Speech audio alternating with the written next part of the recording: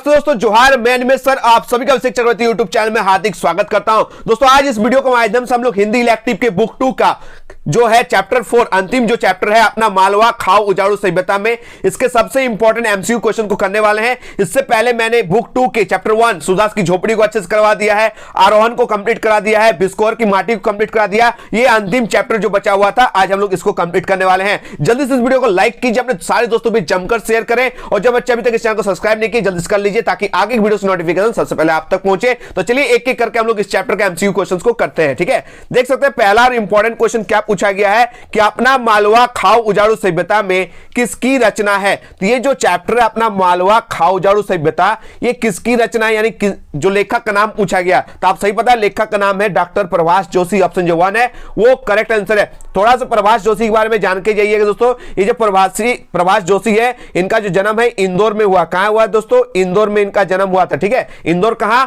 मध्य प्रदेश, याद रखिएगा। ठीक है, इनका जन्म हुआ था इंदौर में मध्य प्रदेश में। ठीक है, आगे बढ़े हम लोग क्वेश्चन नंबर 2 की ओर। क्वेश्चन नंबर 2 आप लोग देख सकते हैं कि अपना मालवा खाओ उजाड़ू सभ्यता में किस विद्या की में लिखा गया, मैंने इसे किस तरह से इसको पेश किया गया, तो संस्मरण के रूप में पेश किया गया है। और एक चीज याद रखिए दोस्तों, ये जो आपके पाठ्य पुस्तक में जो अपना मालवा खाओ उजाड़ू सभ्यता में है ये प्रभाष जोशी का अपना मालवा खाओ उजाड़ू सभ्यता में पाठ जो है जनसत्ता, क्या जनसत्ता से 1 अक्टूबर 2006, याद रखिएगा डेट को, 1 अक्टूबर 2006 के कागज कार्य स्तंभ से उठाया गया। किससे उठाया गया है? 1 अक्टूबर 2006 के कागज कार्य स्तंभ से इसे उठा के लिखा गया है। याद कर लीजिएगा 1 अक्टूबर 2006 और कागज कार्य। ठीक है, आगे बढ़ते हम लोग क्वेश्चन नंबर 3 की ओर। क्वेश्चन 3 आप लोग देख सकते हैं कि प्रभाष जोशी ने अपना पहला अखबार निकाला, उसका नाम क्या था? ये बहुत इंपॉर्टेंट क्वेश्चन है। पहला अखबार का नाम था जनसत्ता। मैंने बताया ना दोस्तों जनसत्ता इंपॉर्टेंट है। इसी जनसत्ता जो है 1 अक्टूबर 2006 का कागज कार्य से उठा के ये चैप्टर डाला गया है। तो लेखक जो प्रभाष जोशी का अपना अखबार का नाम है जनसत्ता। अच्छा, ये जनसत्ता कब आया था? तो याद रखिएगा 1983 में। कब? 1983 में लेखक ने अपना अखबार खोला था जिस अखबार का नाम था जनसत्ता, हिंदी का अखबार था। ठीक है, याद कर लीजिएगा 1983 इंपॉर्टेंट डेट है। आगे बढ़ते हम लोग क्वेश्चन नंबर 4 की ओर। क्वेश्चन नंबर 4 आप लोग देख सकते हैं, पूछा गया लेखक ने मालवा प्रदेश की किस विशेषता को रेखांकित किया है। मालवा प्रदेश की किस विशेषता को यहां पे रेखांकित किया गया है? तो ऑप्शन जो 4 है उपरोक्त सभी जो है वो करेक्ट आंसर है। ठीक है, क्योंकि मालवा प्रदेश की मिट्टी को भी दिखाया गया, नदियों का उद्गम और विस्तार को भी दिखाया गया, वहां के लोगों के रहने और जीने का ढंग को भी दिखाया गया, संस्कृति और बारिश तो सबसे ज्यादा दिखाया गया है। इस पाठ में लेखक ने अपना मालवा प्रदेश की मिट्टी, बरसात, नदियों की स्थिति, उद्गम तथा विस्तार और वहां के जनजीवन एवं संस्कृति को चित्रित किया है। यानी उपरोक्त जो सभी है वो करेक्ट आंसर है। आगे बढ़ते हम लोग क्वेश्चन नंबर 5 की ओर। विकास की औद्योगिक सभ्यता को लेखक प्रभाष जोशी ने किसकी संज्ञा दी? जो आजकल उद्योग हो रहा है, बड़ा बड़ा फैक्ट्री खुलते जा रही, फैक्ट्री खुल तो रही है, इससे पॉल्यूशन भी हो रहा है। पता है ना आप सभी को, जो नदियों में है उसका गंदगी को बहाया जाता है तो नदी है वो नाला में कन्वर्ट हो जा रहा है आज के उद्योग की वजह से। ठीक है, पॉल्यूशन पूरा ज्यादा हो रहा है। ठीक है, पर्यावरण जो है उसको बहुत सारा नुकसान पहुंचाया जा रहा है। ये आज के जो औद्योगिक सभ्यता है। तो प्रभाष जोशी जो है आज के औद्योगिक सभ्यता को क्या नाम दिया है? क्या संज्ञा? संज्ञा मीन्स नाम, संज्ञा मीन्स नाम। तो किस चीज का संज्ञा दिया है? उजाड़ की अप सभ्यता, उजाड़ की सभ्यता नहीं, उजाड़ की अप सभ्यता का नाम दिया है। ऑप्शन जो 1 है वो करेक्ट है। सभ्यता के आगे बस आ लगा दीजिएगा। ठीक है, उजाड़ की अप सभ्यता। आगे बढ़ते हम लोग क्वेश्चन नंबर 6 की ओर। क्वेश्चन नंबर 6 आप लोग देख सकते हैं दोस्तों, क्या पूछा गया? लेखक के अनुसार खाओ उजाड़ू सभ्यता का क्या तात्पर्य है? ये जो लेखक है इनके अनुसार ये जो खाओ उजाड़ू सभ्यता है इससे क्या तात्पर्य है? ये आपके मॉडल सेट में पूछा गया, लेकिन मॉडल सेट पर आप भरोसा नहीं रहा, इसलिए हम लोग को डिटेल में करना है। ठीक है, क्योंकि जो जो मॉडल सेट पर भरोसा करके गए थे उनका एग्जाम जो है उतना अच्छा नहीं गया। तो मॉडल सेट को नहीं एकदम डिटेल से आप लोग को करके जाना है। ठीक है, बस आप लोगों से रिक्वेस्ट है, आप लोग पास हिंदी की किताबें है, ठीक है, क्योंकि टाइम बहुत कम बचा है, आप लोगों से आग्रह है जितने भी चैप्टर्स है ना उसका कंसेप्ट को लेकर जाइएगा। कुछ भी क्वेश्चन आए आप लोग लिख कर आइएगा। ठीक है, हिंदी है अपने से लिखिएगा, छोड़ने से नंबर नहीं मिलता। ठीक है, एक चीज जितना हो सके मैं तो आप लोग के लिए मेहनत कर रहा हूं, बहुत कंटेंट बनाने में बहुत टाइम लग जा रहा है। ठीक है, एक एक वीडियो बनाने में मेहनत लग जा रहा है, इसलिए आप आप लोगों से रिक्वेस्ट है कि अपने तरफ से भी मेहनत में कोई कमी मत छोड़िएगा, बेस्ट एग्जाम दीजिएगा, ठीक है। तो ये जो क्वेश्चन 6 का जो आंसर है ये याद रखिए, ऑप्शन जो 2 है वो करेक्ट आंसर है। जीवन मूल्यों की परवाह किए बिना विकास की अंधी दौड़ में शामिल होना इज द करेक्ट आंसर। आजकल के लोग जो है जीवन का जो वैल्यू है वो परवाह नहीं करता और अंधा दौड़ जो विकास जो हो रहा है उसमें शामिल हो जा रहा है, ठीक है। तो ऑप्शन जो 2 है वो करेक्ट आंसर है। आगे बढ़ते हैं लोग नेक्स्ट क्वेश्चन की ओर। क्वेश्चन नंबर 7 क्या है? क्वेश्चन नंबर 7 में अपना मालवा खाओ उजाड़ू सभ्यता में किस सभ्यता को केंद्र में रखा गया है? तो याद रखिएगा जल और पर्यावरण संबंधी को ज्यादा दिखाया गया है, ठीक है। जल और पर्यावरण संबंधी को दिखाया गया, ऑप्शन जो 2 है वो करेक्ट आंसर है। आगे बढ़ते हम लोग क्वेश्चन नंबर 8 की ओर। क्वेश्चन नंबर 8 आप लोग देख सकते हैं, अपना मालवा खाओ उजाड़ू सभ्यता में लेखक ने लोगों को किसके प्रति सचेत किया है? तो किसके प्रति सचेत किया? आप सही पता है, क्वेश्चन नंबर 8 का जो करेक्ट आंसर है पर्यावरण विनाश की ओर जो ये यहां पर सचेत किया। जो हम लोग आज के जो सभ्यता जी रहे हैं उससे पर्यावरण को नुकसान हो रहा, पर्यावरण का विनाश हो रहा है। जब जब पर्यावरण का विनाश होगा तो हम लोगों का भी क्या होगा? विनाश होगा। यहां पर रेखांकित किया गया। आगे बढ़ते हम लोग क्वेश्चन नंबर 9 की ओर। क्वेश्चन 9 आप लोग देख सकते हैं, लेखक पर्यावरण विनाश का प्रमुख कारण किसे मानता है? बताइए, ये जो पर्यावरण जो विनाश हो रहा है, पर्यावरण का जो नुकसान हो रहा है, इसका प्रमुख कारण जो है लेखक किसे मानता है? इसका करेक्ट आंसर है खाओ उजाड़ू जो जीवन पद्धति है, ठीक है। हम खाते जाएंगे और उजाड़ते जाएंगे, आने वाले जनरेशन के लिए कुछ बचा के नहीं छोड़ेंगे। बस यही वाला दिमाग में लगा लिए कि अपना काम बनता भाड़ में जाए जनता। क्या? अपना काम बनता भाड़ में जाए जनता। बस इस मेंटलिटी के साथ हम लोग अभी क्या कर रहे, जी रहे हैं। बस अपना काम बन रहा है। जैसे मान लीजिए हम लोग एक बोरिंग करवा रहे हैं, चापाकल, ठीक है, 300 फीट खुदवाए, तो बगल वाला क्या कर रहा है, हमको देख के 400 खुदवा ले रहा है, फिर उसके बगल वाला 500 खुदवा ले रहा है, तो 300 वाला का जो पानी है वो सूख जा रहा है। तो हम लोग बस अपना देख रहे हैं, अगल बगल गांव का देश के बारे में नहीं सोच रहे हैं, बस अपना देख रहे हैं, ठीक है। अपना विकास के चक्कर में पर्यावरण को नुकसान पहुंचा रहे हैं, आसपास को नुकसान पहुंचा रहे हैं। यानी खाओ उजाड़ू जीवन पद्धति, बस अपने खाएंगे बाकी दुनिया जो है भाड़ में जाए, इस तरह का मेंटलिटी लेकर आज की जो सभ्यता है वो जी रहे हैं, ठीक है। आगे बढ़ते हम लोग क्वेश्चन नंबर 10 की ओर। आधुनिक औद्योगिक विकास ने हमें किससे अलग कर दिया? ये जो आजकल जो विकास हो रहा है, ठीक है, बहुत सारे जमीन खाली करवा दिया जा रहा है, अंधाधुंध जो है वो फैक्ट्री हो रहा है, ठीक है, सभ्यता को विनाश किया जा रहा है। तो आधुनिक जो औद्योगिक विकास ने हमें किससे अलग कर दिया? तो आप सही पता है, जड़ और जमीन से अलग कर दिया। पहले हम लोग जड़ और जमीन से जुड़े हुए इंसान थे, लेकिन आजकल आप सही पता है हम लोग के आसपास में झरिया है, और झरिया में कोयला का इतना खुदाई हो रहा चारों तरफ, तो जितने भी सभ्यता थे, जितने भी घर बार थे, सबको उठा के दूसरा जगह शिफ्ट कर दिया जा रहा है और सब तरफ से खुदाई हो रहा है, पता है ना। तो जो जड़ और जमीन से ना हम लोग को एकदम दूर कर दिया जा रहा है, अलग कर दिया जा रहा है। आगे बढ़ते हम लोग क्वेश्चन नंबर 11 की ओर। क्वेश्चन 11 आप लोग देख सकते हैं, अपना मालवा में वैसा पानी नहीं गिरता जैसे पहला गिरता था। इसका प्रमुख कारण क्या है? सही बात है, पहले जैसे बारिश होता था समय में, अब वैसे बारिश देखने को नहीं मिलती है। ठंडा काल में बारिश हो जा रहा है, ठीक है, जब बारिश का मौसम होता तब बारिश नहीं होता। ये सब क्यों हो रहा है? क्योंकि हम लोग जो प्रकृति को छेड़ रहे हैं, तो प्रकृति तो हम लोग के साथ छेड़छाड़ करेगी ना, एक तरफा तो कभी नहीं होता है। हम छेड़ेंगे तो हम भी छेड़े जाएंगे। तो हम जब प्रकृति को अति छेड़छाड़ करेंगे तो प्रकृति भी हमें कैसे छेड़ती है? बारिश के टाइम में बारिश नहीं देगी, ठंडा टाइम में ठंडा नहीं मिलेगा, ठीक है, गर्मी के टाइम में गर्मी, इतना ज्यादा गर्मी दे देगा कि आपको बोलना भी नहीं पड़ेगा, यानी मौसम भी चेंज करेगा। इसी तरह तो हम लोग प्रकृति भी हम लोग को छेड़ रहा है। तो हम जैसे प्रकृति को छेड़ रहे हैं, प्रकृति भी हम लोग को छेड़छाड़ कर रही है। तो इसका जो करेक्ट आंसर हो जाएगा ऑप्शन नंबर 2। क्या हो जाएगा? ऑप्शन नंबर 2 जो है वो करेक्ट होगा। प्रकृति एवं पर्यावरण से हम लोग जो आती छेड़छाड़ कर रहे हैं, इसीलिए जो पहले जैसा पानी गिरता था वैसा गिरता नहीं है। आगे बढ़ते हम लोग क्वेश्चन नंबर 12 की ओर, ठीक है। क्वेश्चन नंबर 12 आप लोग देख सकते हैं, अपना मालवा के लोग नर्मदा नदी जो है को नदी नहीं बल्कि क्या मानते हैं। तो मालवा के जो लोग है ना, नदी को नदी नहीं क्या मानते हैं? मां मानते, ठीक है, मां मानते, ठीक है, याद कीजिएगा। आगे बढ़ेंगे हम लोग क्वेश्चन नंबर 14 की ओर। क्वेश्चन नंबर 14 आप लोग देख सकते हैं, क्वेश्चन नंबर 14 में पूछा गया है कि नदी का कैसा रहना जीवन के स्रोत का सदा जीवित रहना है। ये जो क्वेश्चन पूछा गया है कि नदी का कैसा रहना जीवन के स्रोत का सदा जीवित रहना है, तो याद रखिएगा सदा नीरा। सदा नीरा मतलब हमेशा पानी का भरा, ठीक है, नीर मतलब पानी होता, सदा मतलब हमेशा। क्वेश्चन जो 14 है उसका करेक्ट आंसर हो गया 2। आगे बढ़ते हम लोग क्वेश्चन 15 की ओर। क्वेश्चन 15 आप लोग देख सकते हैं, क्या पूछा गया है कि कौन यह समझते हैं कि वे ही पानी का प्रबंध जानते हैं और पहले जमाने के लोग कुछ भी नहीं जानते थे। ऐसा आजकल के इंजीनियर मानते हैं। आजकल के इंजीनियर अपने आप को इतना चालू समझते हैं कि हम ही लोग जो है जमीन के नीचे से खोद के जो भौम जल है उसको हम निकाल सकते हैं। पहले के जमाने के लोग ऐसा कुछ जानते नहीं थे। आजकल के जो इंजीनियर है ना वैसा अपने आप को समझते, लेकिन पहले के जो लोग हैं ना वही एक्चुअली में बुद्धिमान थे। तो क्वेश्चन 15 का जो आंसर है आज के इंजीनियर, ठीक है। आगे बढ़ते हम लोग क्वेश्चन नंबर नेक्स्ट की और क्वेश्चन नंबर 16 क्या पूछा गया? पाठ के अनुसार पूर्व समय में लोग किस कार्य में कुशल थे? जो इस पाठ के अनुसार में ना, पहले, पूर्व मतलब पहले समय के लोग किस कार्य में सबसे ज्यादा कुशल थे? तो पानी के प्रबंध में, याद रखिएगा, ठीक है। आगे के लोग जो है तालाब बनवाता था, ठीक है, छोटा छोटा डोभा बनाता था जहां पर बरसात का पानी जो है वो जमा रहता था, और इसी की वजह से जो जमीन का जो पानी है ना वो हमेशा रहता था। आजकल के लोग तो कहीं गड्ढा को क्या कर रहे, गड्ढा को भर दे रहा है, बड़ा बड़ा बिल्डिंग उसको जगह बना दे रहा है, पता है ना। तो आगे के लोग ही जानते थे पानी का प्रबंध करना, ये इस चैप्टर में बताया गया है। आगे बढ़ते हैं क्वेश्चन 17 की ओर।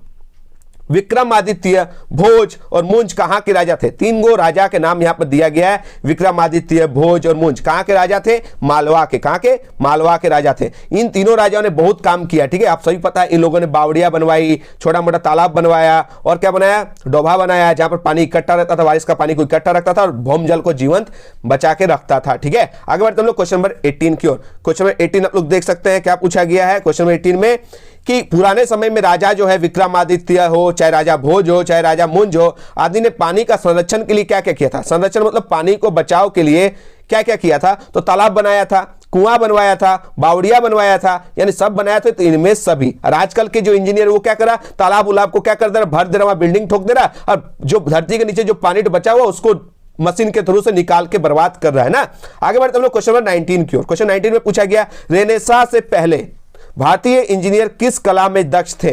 तो भारतीय इंजीनियर किस कला में दक्ष थे? जल संरक्षण में जो है वो दक्ष थे। लेकिन आज के इंजीनियर जल संरक्षण नहीं कर पा रहे, उल्टा जल का बर्बादी कर रहे हैं। आगे बढ़ते हम लोग क्वेश्चन नंबर 20 की ओर। क्वेश्चन नंबर 20 आप लोग देख सकते हैं दोस्तों, क्या पूछा गया है कि आज के इंजीनियर ने क्या किया जिससे नदी जो है वो नाला सूखते जा रहे हैं, ठीक है। नदी नाले जो है वो सूखते जा रहे हैं। आज के इंजीनियर ऐसा क्या कर दिया कि नदी और नाले जो है वो सूखते जा रहे हैं। एक चीज तो याद रखिए, आजकल का नदी जो है वो नदी नहीं, वो नाली बन गया, ठीक है। क्या बन गया? नाली बन गया, ठीक है। आजकल के जो बिजी रूटीन है, आजकल के जो इंजीनियर साहब है, आजकल के जो फैक्ट्री को नदी के सामने बनाया जा रहा है, जिससे क्या हो जा रहा है, नदी नदी नहीं रहा है, अब बहुत गंदा हो जाएगा। जैसे झारखंड की जो सबसे लंबी नदी, पवित्र नदी, हम लोग दामोदर नदी को बोलते हैं, लेकिन आप लोग जीके में पढ़िएगा कि झारखंड की जो सबसे बड़ी नदी, लंबी नदी दामोदर नदी है, वो सबसे गंदा नदी भी है। तो ठीक है, ये तो शर्म की बात है, ठीक है। तो आज के इंजीनियर ने क्या किया जिससे नदी नाले सूखते जा रहे हैं? तो इसका जो करेक्ट आंसर है 1 और 2 दोनों, ठीक है। तालाब में क्या किया? गाद भरने दिया, समझ रहे हैं। तालाब पहले था, उसमें मिट्टी उट्टी भर के तालाब को बंद कर दिया, उसके ऊपर बिल्डिंग बना दिया, ठीक है, यानी फैक्ट्री बना दिया। आगे बोला गया भूमिगत जल को बाहर निकाल दिया। आज के इंजीनियर क्या कर रहा है? पानी की कमी महसूस कर रहा है, तो जहां तहां बोरिंग करके अंदर का जो पानी है उसको निकाल के बर्बाद कर रहा है। यानी दोनों का दोनों जो है करेक्ट आंसर है, यानी option number 3 is the correct answer. आगे बढ़ते हैं हम लोग क्वेश्चन नंबर 21 की ओर। क्वेश्चन 21 आप लोग देख सकते हैं कि किस नदी को पार करने के लिए हाथी पर बैठना पड़ता था? तो हाथी पर बैठना पड़ता, तो इसलिए नदी का नाम रखा गया था हाथी पाला नदी। क्या नदी नाम रखा गया था? हाथी पाला नदी, क्योंकि यहां अगर पार करना था हाथी पर बैठ के पार करना पड़ता था। आगे बढ़ते हैं हम लोग क्वेश्चन नंबर 22 की ओर। इंदौर से निकालने और उसमें मिलने वाली नदियों को कुव्यवस्था ने क्या बना दिया? तो क्या बना दिया? कुव्यवस्था, जितना भी बुरी व्यवस्था वो नाला बना दिया। ऐसा नाला नहीं, एकदम सड़ा नाला बना दिया। क्या बना दिया? ऑप्शन जो 2 है वो करेक्ट आंसर है। आगे बढ़ते हैं लोग क्वेश्चन 23 की ओर। नदियों ने सभ्यता को जन्म दिया, लेकिन आज की सभ्यता नदियों को क्या बना रही है? ये जो एक क्वेश्चन आ सकता है कि सभ्यता को जन्म किसने दिया, तो आप लोग करेक्ट करके आइएगा, नदियों ने। ये एक्चुअली में नदियों ने ही सभ्यता को जन्म दिया, ठीक है। जितना भी आप लोग सभ्यता पढ़े होंगे, आप लोग मेसोपोटामिया की सभ्यता पढ़े होंगे क्लास 11th में। मेसोपोटामिया वो दजला और फरात नदी के किनारे थी। आप लोग पढ़े होंगे हड़प्पा सभ्यता, वो सिंधु नदी के किनारे थी, है या ना। तो जितनी भी नदी है वो कहीं ना कहीं सभ्यता को जन्म दिया है। लेकिन आज जो है, आज की जो सभ्यता है वो नदियों को क्या बना रही है, ये आपसे क्वेश्चन बना गया। जितना भी सभ्यता, हड़प्पा सभ्यता देख लीजिएगा, मेसोपोटामिया का सभ्यता देख लीजिएगा, वो सभ्यता नदियों ने बनाया था, ठीक है। नदियों ने सभ्यता को जन्म दिया था। लेकिन आज की जो सभ्यता है वो नदियों को क्या बना रही है? इसका करेक्ट आंसर हो जाएगा अपने गंदे पानी के नाले बना रही है। अपने गंदे पानी के नाले बना रही है। ऑप्शन जो 1 है वो करेक्ट आंसर है। आगे बढ़ते हैं लोग क्वेश्चन 24 की ओर। क्वेश्चन 24 देख सकते हैं। मालवा की सदा निरा नदियां बिना बरसात के मौसम में किसका काम करती है? तो इसका जो करेक्ट आंसर हो जाएगा ऑप्शन नंबर 3। क्या हो जाएगा? शहर के गंदे पानी को ले जाने का काम करिए। आजकल ये नाला बन गया, जितने भी नदी है वो शहर का गंदा पानी को ले जाने का बस काम करती है, ठीक है, आजकल के आधुनिक दुनिया में। आगे बढ़ते हैं लोग क्वेश्चन 25 की ओर। गांधी सागर बांध किस नदी पर स्थित है? तो ये चंबल नदी, ठीक है, इसको भी याद कर लीजिएगा। आगे बढ़ते हैं लोग क्वेश्चन 26 की ओर। क्या पूछा गया कि किस अखबार की लाइब्रेरी में, किस अखबार की लाइब्रेरी, आप सही पता है लेखक का अपना जो अखबार था उसका नाम क्या था? आप सही पता है, नई दुनिया, ठीक है, एक नई दुनिया। तो किस अखबार की लाइब्रेरी में सन 1878 में पानी का रिकॉर्ड जो है वो मौजूद है? तो वो नई दुनिया में। ऑप्शन जो 3 है वो करेक्ट आंसर है। लेखक के अपने प्रथम अखबार नई दुनिया की लाइब्रेरी में आज भी जो है पानी के सन 1878 का रिकॉर्ड जो है वो मौजूद है। ठीक है, याद करके जाइएगा। आगे बढ़ते हम लोग क्वेश्चन 27 की ओर। मालवा में कौन जमा रहता था? अभी नहीं, पहले जो मालवा में मानसून जमा रहता था। ऑप्शन जो 1 है वो करेक्ट आंसर है। आगे बढ़ते हम लोग क्वेश्चन 28 की ओर। अच्छे से समझिए क्वेश्चन 28, यहाँ ये हार्ड क्वेश्चन है। ठीक है, अतिवृष्टि वाले साल 1973 में कितने इंच बरसात हुई थी? देख सकते हैं इंच भी पूछ दिया, तो ये भी करके जाना होगा क्योंकि आप जैक पे भरोसा नहीं, हार्ड क्वेश्चन पूछे जाएंगे।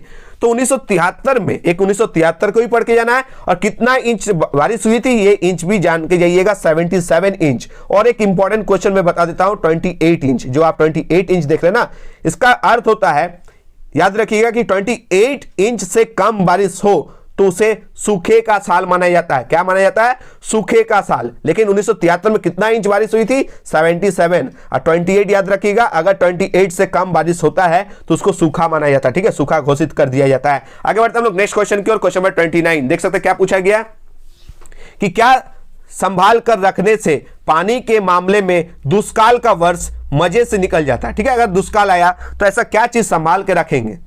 नदी को संभाल के रखना चाहिए, नाले को संभाल के रखना चाहिए, तालाब को संभाल के रखना चाहिए, ये सभी को संभाल के रखना चाहिए। याद रखिएगा, ऑप्शन जो 4 है वो करेक्ट आंसर है। आगे बढ़ सकते हैं हम लोग नेक्स्ट क्वेश्चन की ओर। क्वेश्चन नंबर 30 पूछा क्या गया है, जिसे हम विकास की औद्योगिक सभ्यता कहते हैं ना। आजकल के जो इंजीनियर मान रहे हैं कि हम लोग फैक्ट्री डेवलप हो रहा है, बड़ा बड़ा फैक्ट्री बनते जा रहा है, आसपास देख ही रहेंगे नदी साइड में बड़ा बड़ा उद्योग बन रहा है। औद्योगिक नगर आप समझ सकते हैं, जमशेदपुर हम लोग का है। ठीक है, मुंबई समझ सकते हैं। तो ये जो हम लोग औद्योगिक सभ्यता को देख रहे हैं ना, वो वास्तव में है क्या? एक्चुअली में है क्या?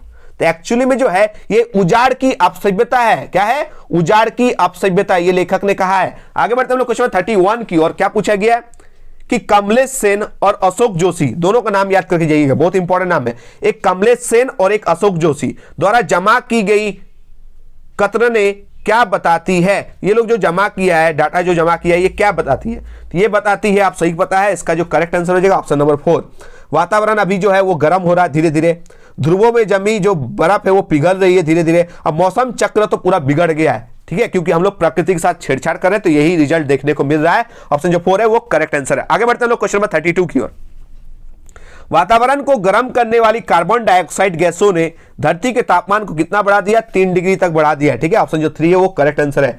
आगे बढ़ते हैं लोग क्वेश्चन 33 की ओर। क्या पूछा गया कि किस देश ने कहा है कि वह अपनी खाओ उजाड़ू जीवन पद्धति से कोई समझौता नहीं करेगा? वो डेवलप करेगा, वह फैक्ट्री पे फैक्ट्री बनाएगा, लेकिन उसको कोई भी पर्यावरण से मतलब नहीं। ऐसा कौन सा देश ने कहा? ये इंडिया तो कभी नहीं कहेगी।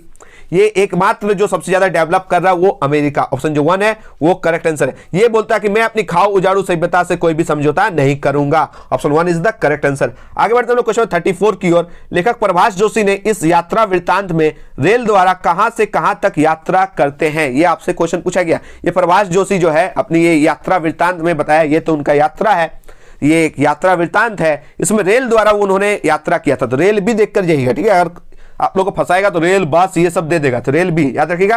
रेल से यात्रा किया था, कहां से कहां तक किया था आप सही पता है, याद करके जाइएगा। उज्जैन से इंदौर, ऑप्शन जो 2 है याद रखिएगा, उज्जैन से इंदौर तक किया था। ठीक है, आगे बढ़ते हैं आज का लास्ट और अंतिम क्वेश्चन, क्वेश्चन नंबर 35। क्या पूछा गया है कि लेखक प्रभाष जोशी ने किस स्टेशन पर मीना से बिना चीनी की चाय पी? देखिए प्रभाष जोशी किन से मिले थे? मीना, तो ये नाम भी याद करके जाइएगा। कौन से स्टेशन पे बिना चीनी के जो चाय है वो पिए थे? तो नाम था नगदा स्टेशन। कौन सा स्टेशन? नगदा स्टेशन। ये हो गया हम लोग का 35 क्वेश्चन। आप लोग बताइएगा कितना क्वेश्चन जानते थे और कितना नया नया सीखने को मिला। इस तरह से हम लोग जो बुक 2 के सारे एमसीक्यू को कंप्लीट कर लिया। सुदास की झोपड़ी भी मैंने कंप्लीट करा दिया, आरोहण भी कंप्लीट करा दिया, बिस्कोर की माटी भी कंप्लीट करा दिया, और इस वीडियो के माध्यम से अपना मालवा खाओ उजाड़ू सभ्यता भी कंप्लीट करा दिया गया। ठीक है, बस इस वीडियो को लाइक कीजिए, जमकर अपने सारे दोस्तों भी शेयर कीजिए, और जो नेक्स्ट चैप्टर चाहते हो आप लोग कमेंट बॉक्स में जरूर बताइएगा, आप लोग के लिए मेहनत करेंगे। ठीक है, मिलते हैं दोस्तों एक नए धाकड़ वीडियो के साथ। धन्यवाद, जय हिंद, वंदे मातरम।